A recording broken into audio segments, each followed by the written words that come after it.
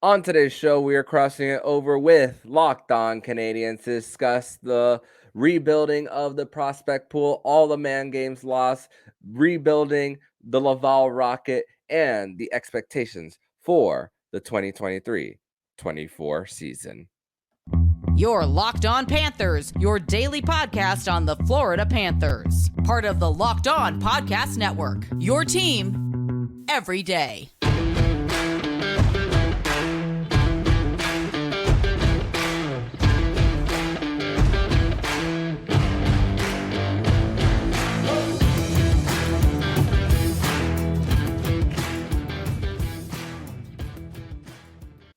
Welcome into this special crossover edition of the Locked On Florida Panthers podcast and Locked On Montreal Canadiens podcast. We are part of the Locked On Podcast Network, where it's your team every day.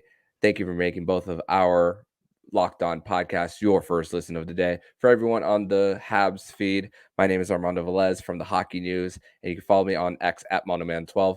Follow the show account at LO_FLA Panthers. And today's episode is brought to you by FanDuel Sportsbook, official sportsbook of Locked On. Make every moment more right now. New customers can bet $5 and get $200 in bonus bets guaranteed. Visit FanDuel.com/Locked On to get started. And very thankful to be doing this crossover edition with the host of Locked On Canadiens, Scott Matla. Scott, great to be getting together with you, my friend.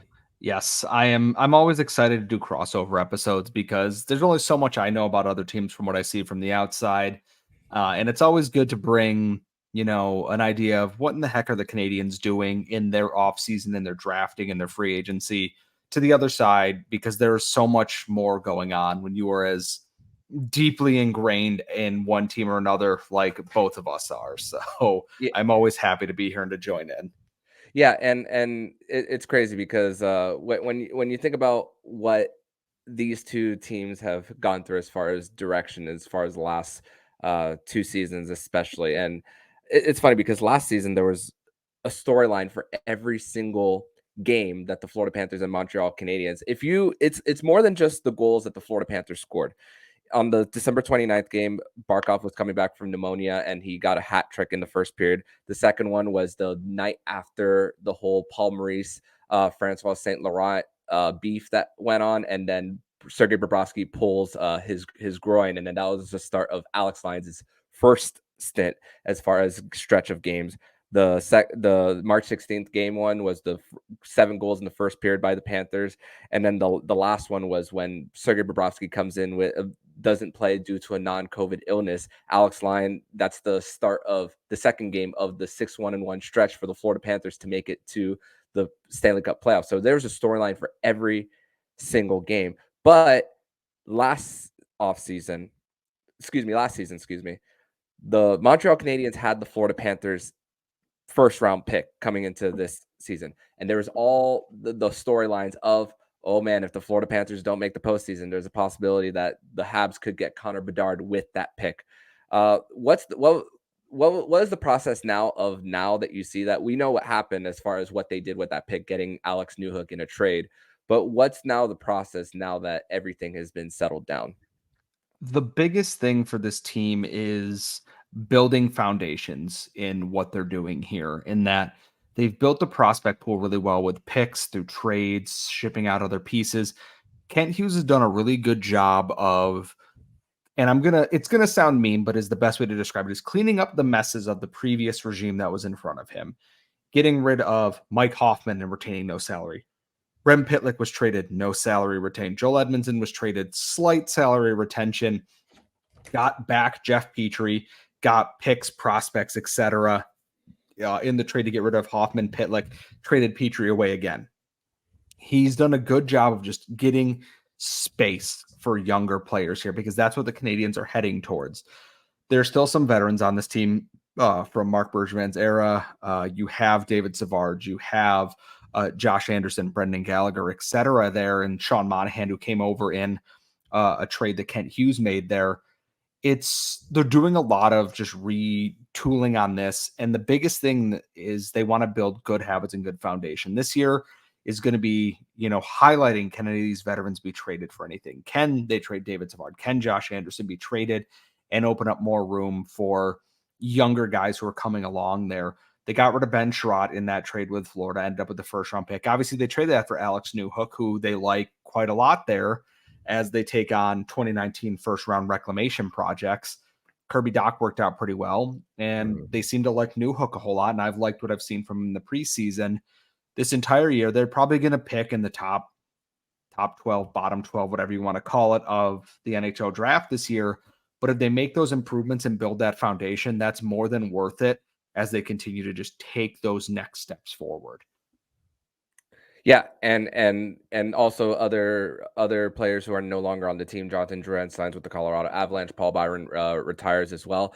But one thing that doesn't get talked about enough as far as a 3-team trade with the Pittsburgh Penguins and the San Jose Sharks is what Kent Hughes was able to do with what he got back. I mean, Casey DeSmith comes in the trade. Jeff Petrie, you mentioned him earlier as well, but the ability to flip those as well gets Gustav Lindstrom, even though that's more of a sprinkle as far as a prospect and a 4th round pick in it. You get Casey DeSmith, send him to Vancouver for Tanner Pearson, even though there was a lot of bad blood between Tanner Pearson and the front office due to medicals as well, and a 3rd round pick, and then Rhett Pitlick as far as the original trade for a 2nd round pick as well. And you spoke about rebuilding the prospect pool. I mean, I looked at the rankings as well for what Montreal was. The Hockey Writers have them at 9. Daily Faceoff has them at 9. EP Ringside has them at 12. And our own Locked On NHL prospects with Heidi Halakash and Sebastian High have them at number 6. So it's about, it's from Stanley Cup final to like number 1 overall pick and trying to get these pieces all together. I mean, two consecutive years in the top 5 of drafting. Yaroslav Slafkovsky last year, even though he battled injuries and was up and down with Laval. Get David Reinbacher, even though he's going to start the year with us in Switzerland as well. But then you have NHL ready guys like a Caden Gooley as well, and then also some guys who are going to who Laval, I feel like, is going to have a big focus this year in guys like Philip Messar, Joshua Waugh, and even guys like Logan Mailloux, despite everything off the ice as well. And even one prospect defenseman that's currently in NCAA in Late Hunstead as well. So as far as what you said about Kent Hughes fixing Marc Bergevin's mess, I mean, you got to be quite pleased with what he's done in just a short time. The Canadiens prospect pool is, and I think this is their biggest strength, is they lack a true superstar piece in there. Lane Hutson is very, very close if he's not there in the eyes of many people, but it is deep in terms of just quality guys with NHL ceilings on there. Joshua Waugh should be a middle 6 NHL forward, and I think he's a lot closer than people think. Philip Machar has really fun upside. Lane Hutson's going to be great. David Reinbacher, from what I saw in this preseason at the rookie showcase in Buffalo and in preseason games, he's so steady. He has a nice calming presence. He's not going to wow you with flash maybe like a Cal McCarr or someone else's, but he's just going to be solid back there. And one of the, some of the names that are, over in Russia right now or in Europe, Adam Engstrom's playing top pairing minutes in the SHL, and he came out of nowhere. Looks to be taking that next step next year. Bogdan Kuniushkov is playing 25 minutes a night in the KHL as a 19-year-old. There's so much depth to it that eventually pieces, they're not going to be able to get everybody into the lineup. That's just fact of the matter. But they've given themselves so many opportunities that this previous team or these future teams here can have so many cracks at the apple. Owen Beck's going back to the OHL. Jacob Fowler's in the NCAA this year. They have so much talent that if it all works out, best case scenario, they are just loaded to the gills with young talent and prospects in there, which is what they want. And if not, if they don't have space for it, they can trade that and make moves to make their team better. They've done a really just solid job at giving themselves a support system. The Laval Rocket are stacked this year. This most stacked between prospects and talented veteran pieces that I've ever seen on this team. And they were 1 win away from the Calder Cup final 2 years ago. They're going to be a very fun team to watch. The Canadiens might not be enjoyable every night. The Rocket are going to be on the ice at any time. You're going to see 4 to 5 prospects that have legitimate NHL aspirations. And that's all you can ask for in a development system there. And I think that's Mark Bergevin had started doing that, credit to him on there. And now Ken Hughes has continued that and then some with the veterans he was able to ship out and somehow not retain anything on, and getting first round picks and getting higher draft picks and trades. I'm not going to say masterclass, but it's a pretty good learning lesson on how to rebuild after abject disaster, basically. Yeah, and the whole picks by volume as well is definitely helpful. Especially you spoke about Joshua Waugh, a fifth round pick, and then Owen Beck, a second round pick, going back to Peterborough as well for this upcoming season as well. But we're going to transition over to segment number 2. We're going to flip it over to Scott for his Florida Panthers related questions that he has on his mind. But first, we are going to tell you all about FanDuel. Snap into the action this NFL season with FanDuel, America's #1 sportsbook. Because right now, new customers get $200 in bonus bets guaranteed when you place a $5 bet. That's $200 in bonus bets, win or lose. If you've been thinking about joining FanDuel, there's no better time to get in on the action. The app is super easy to use. There's a wide range of betting options, including spreads, player props, over, under, and more. And with the NHL season coming up, if you want to put any bets on the Florida Panthers to get back to the Stanley Cup final, or even if the odds aren't the best for the Montreal Canadiens and you want to put them there, FanDuel is your place to go. So visit FanDuel.com/lockedon to kick off the NFL season. FanDuel, official partner of the NFL.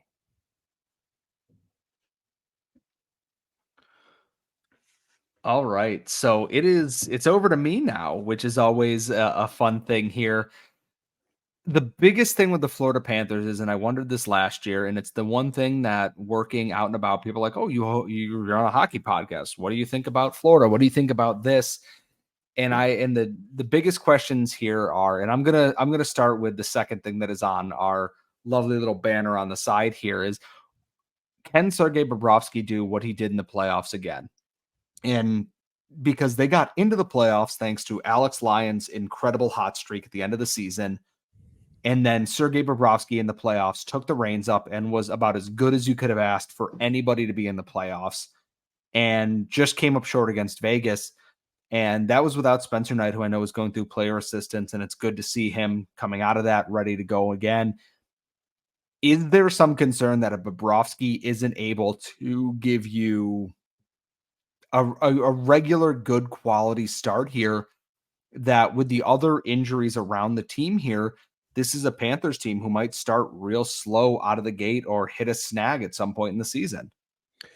The possibility is definitely there, and it's been something that has been a question for the last 2 seasons, even after they won the President's Trophy, because I mean, they were never going to pay Mackenzie Weegar the money that he wanted, especially due to the cap situation as well. So it's like, how is the blue line going to also protect the goaltender as well? And then before the Stanley Cup final even ended, there was a whole bunch of confidence that, okay, everyone's gonna be ready. You have a whole bunch of cap space to bring in guys, and then in the exit meetings, there's the news of Brandon Montour and Eric Ekblad that are going to miss the beginning of the season, and that is huge as far as Sergei Bobrovsky facing more shots and more high danger chances as well, more than likely. But also there's for the blue line as well. The Panthers were second in scoring from the blue line. They were second just behind the Carolina Hurricanes. But as far as the goaltender goes, if we're just focusing on that, I mean, that's what you signed for Sergei Bobrovsky for in the first place, right? To perform in the postseason. We saw a huge stretch, especially in the second and third round against Toronto and Carolina, where he just stood on his head throughout the last 2 rounds. I mean, 915 save percentage in the postseason versus a 901 in the regular season. So just you can't. It's not something that I predicted at all. And even after Game 3 of the first round, I was saying you got to go with the guy who got you there, and Alex Lyon, right? But I mean, Paul Maurice he knows his guys. He knows how their preparation as well. And Sergei Bobrovsky, I mean, I got to see him on Tuesday night in person against the Tampa Bay Lightning in a neutral site game in Orlando. looked fantastic. The only goals he gave up were special teams goals as well, and especially during the Eastern Conference Finals, specifically, there was a stretch where he went 55 for 55 at 5-on-5 in game one of the Eastern Conference Final, and just when Sergei Bobrovsky is locked in, it's just he goes back to one of the best goaltenders in the world. But if he doesn't perform up to par, Spencer Knight has looked a lot better in the preseason coming in, and definitely goalie. As far as the first few preseason games, I haven't had anything bad to say about the goaltending as well. And Anthony Stolarz, he's had a one start. He's had the start against the Carolina Hurricanes last Friday, played it well as well, and he had a 912 save percentage in his career despite being a backup role. And chances are Spencer Knight could start in the AHL because he's waiver exempt. So if they decide to not start with three goalies, Spencer Knight could get his reps in Charlotte and still be ready if in case of an injury or anything else. So the fact that the Florida Panthers add their goalie excellence department led by Roberto Luongo and Robbie Tallis as well, it's a department that's just so focused on trying to get the best out of the guys. And I mean, and of course, good GMs every draft, even if your goalie department is deep, you draft the goalie every single year in the later rounds to continue to build and to get people in there as well. And I guess my question with that is that, okay, they have the guys they want to run with here. They feel comfortable in that. This is a defense now that, like you said, Mackenzie Weegar was traded previously. Radko Gudas is gone. Aaron Ekblad out to start the season. Brandon Montour out to start the season here. Who is anchoring that defensive core right now? And like you said, scoring from defense. Everything starts with the defense, from breakouts to defending the rush and everything else. What is Florida's kind of plan to deal with? It's not like it's one or two injuries where, okay, well, it is one or two, but like a few things here or there. It is a lot all of a sudden to have to counteract there going into this season. It's not like they're replacing, limited time players. Those were guys who played a lot of heavy, tough minutes for the Panthers, and even more so in the playoffs last year.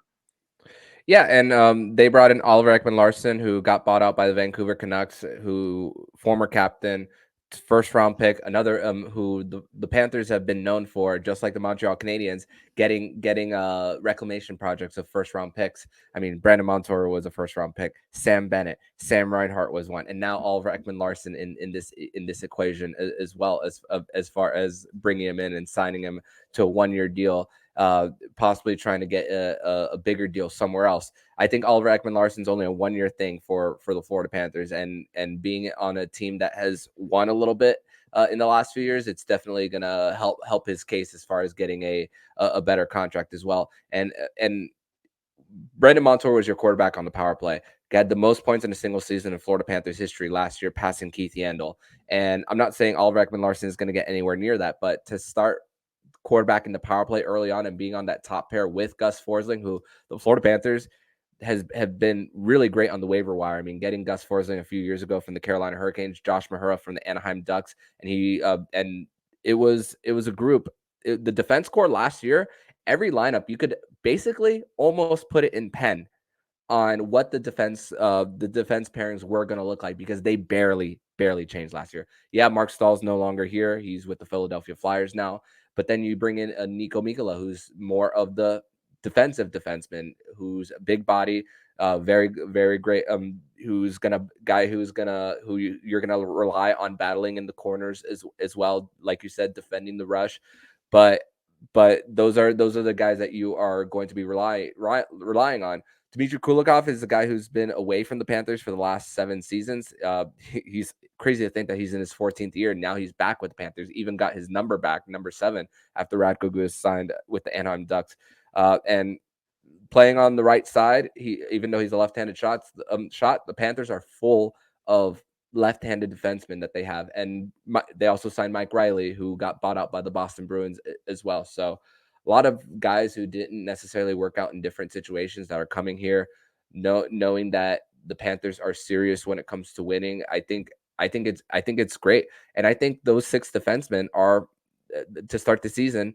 The thing is, when it comes to the defense core about who plays and who doesn't, as far as starting the season, there's not many questions. Right now, the question is who's going to be the 7th defenseman to start. The questions are going to be who's going to be the guy who's going to be left out once those 2 guys do come back. Right? But as far as if they are 500 by the time one of them come back, it's going to be a good situation for the Panthers. And with how the Panthers system is in relentless forechecking and breaking up in the neutral zone and defending the opposition from generating any speed, they're going to have to ask more of their forwards to protect the defensemen and the goaltenders as far as that, because you bring in an Evan Rodriguez who has really blossomed over the last 2 years as well, and the top 6. I'm really liking what I'm seeing out of the top 6 so far. We still don't know if Mackie Samoskevich is going to be part of the mix as well, as he's making a last-ditch effort to make the team as well, just coming out of the University of Michigan, signing his ELC this year. Anton Lundell took a little bit of a step forward in that as well. So you're going to have to rely on your forwards as well for defense, and they have a Selke Trophy winner in their captain in Alexander Barkov as well. So we're going to transition over to segment number 3, where we are going to discuss more of our expectations for the 2023-24 season coming up next here on the Locked On Florida Panthers podcast. But first, we're going to tell you all about Indeed. And Indeed is the hiring platform where you can attract, interview, and hire all in one place. And don't spend hours on multiple job sites looking for candidates with the right skills when you could do it all with Indeed. Find top talent fast with Indeed suites of powerful hiring tools like Indeed Instant Match, Assessment, and virtual interviews. Hate waiting? Indeed US data shows over 80% of Indeed employers find quality candidates whose resume on Indeed match their job description the moment they sponsor a job. Indeed does the hard work for you. Sponsor a job, boom, Instant Match shows candidates whose resume on Indeed fit your job description immediately after you post. With Instant Match, you start hiring fast. Visit Indeed.com/lockedon and start hiring now. Just go to Indeed.com/lockedon. Indeed.com/lockedon. Terms and conditions apply. Cost per application, pricing not available for everyone. Need to hire? You need Indeed. Third and final segment here on this special crossover edition of the Locked On Florida Panthers and Locked On Montreal Canadiens podcast. Thank you for making the Locked On Florida Panthers and Locked On Canadiens your first listen of the day. So, Scott, I know you basically said what the expectation was for the Montreal Canadiens of what they're trying to do as far as building their prospect pool. But as far as the team this year, for the most part, there's a lot of returning guys, but there's a little bit of a caveat when it comes to returning guys. What I mean is, as far as man games lost in the NHL, the Canadiens were towards the top. And I actually looked at how many players played 82 games. And I know you know this answer, but for my listeners, the only player who played 82 games was the captain, Nick Suzuki.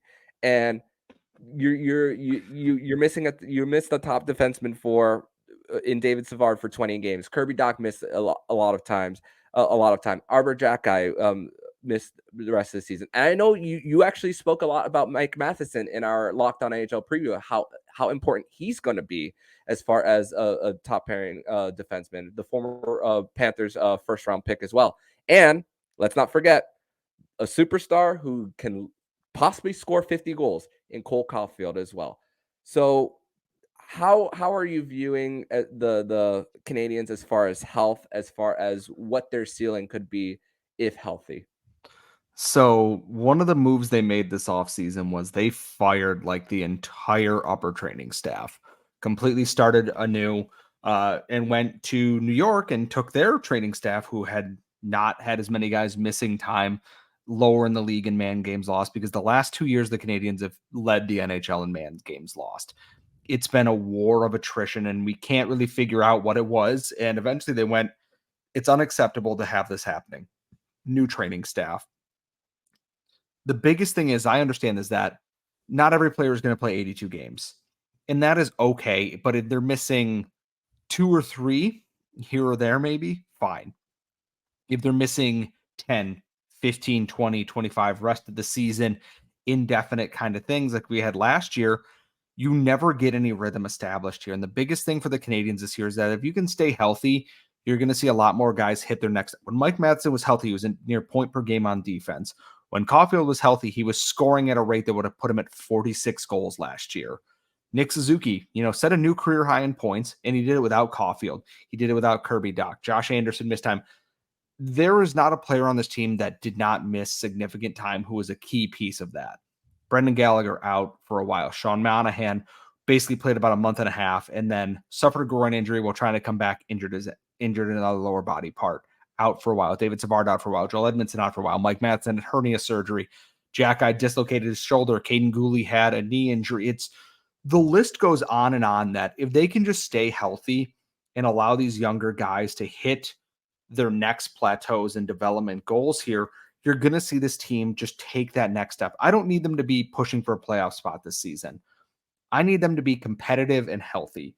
And then next year, take that next step forward, kind of get closer and then be pushing for that playoff spot there once you shed a couple of these last contracts there. And I think that they've got the guys in place to do that. My expectations for the season are keep your young guys healthy.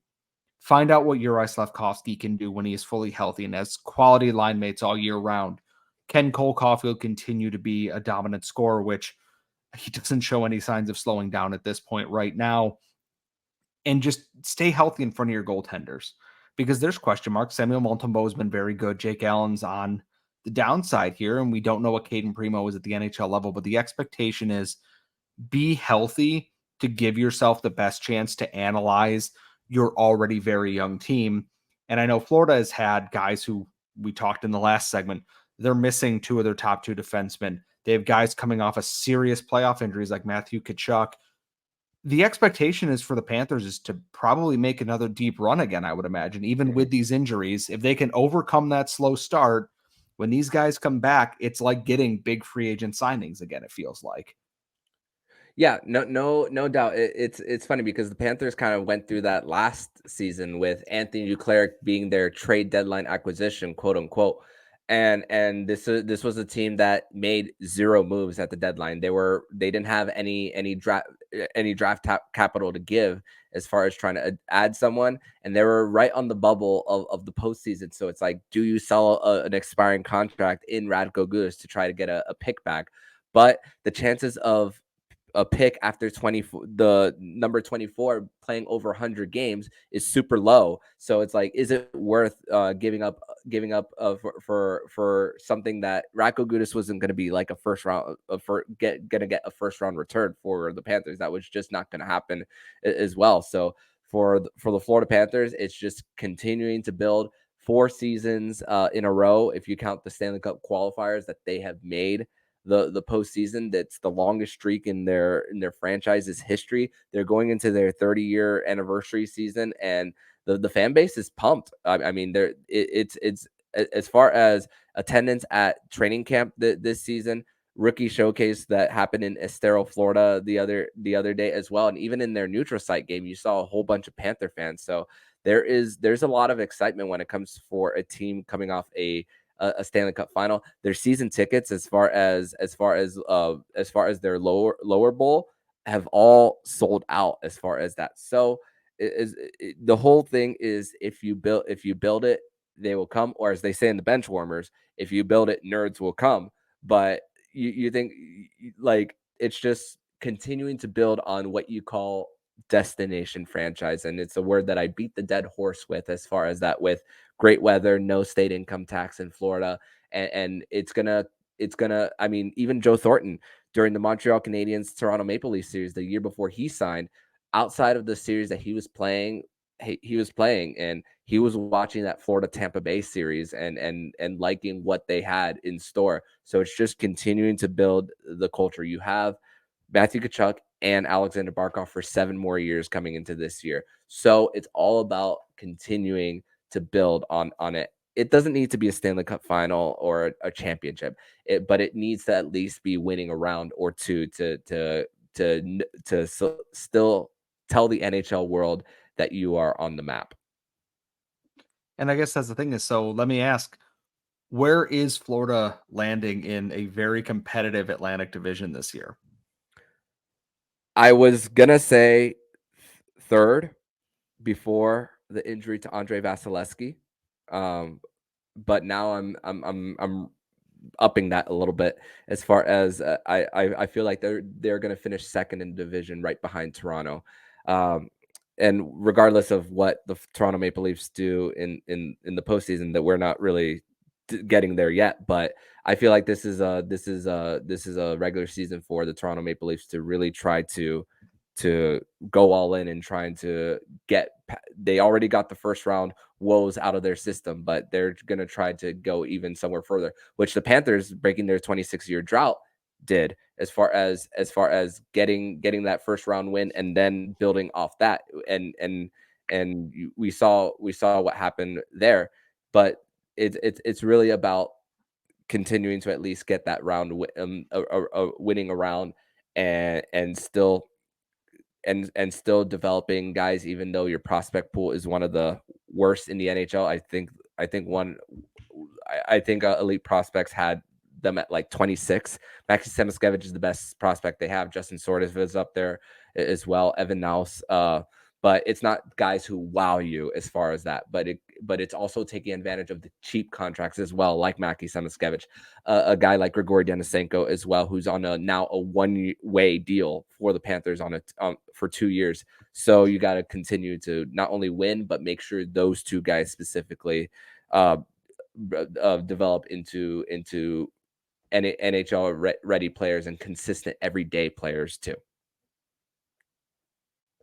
So that is going to do it for our crossover edition of the Locked On Florida Panthers and Locked On Montreal Canadiens podcast. Thank you once again for making both of our podcasts your first listen of the day. And Scott, for my listeners, tell everybody where they can find you and your co-host online. Well, you can follow the podcast at LO_Canadiens on Twitter, Locked On Canadiens, wherever you get your daily podcasts on Google, Apple, Spotify, or YouTube.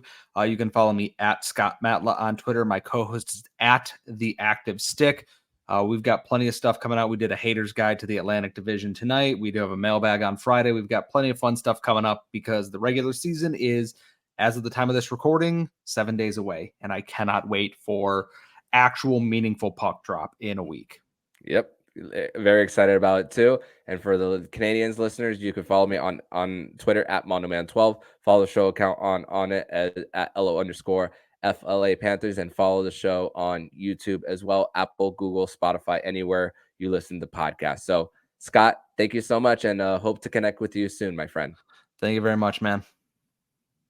And if you like what you're hearing, please subscribe to the podcast to be notified every single time the Locked On Florida Panthers podcast jumps into your podcast feed. Don't forget to also subscribe to the other shows on the Locked On NHL network, including Locked On NHL, Locked On Fantasy Hockey with Flip Livingstone and Stu Roden, and Locked On NHL Prospects. Thank you for making the Locked On Florida Panthers podcast your first listen of the day. So I'm Armando Velez with Scott Matla, and you've been listening to Locked On Florida Panthers podcast, part of the Locked On Podcast Network. We're your team every day.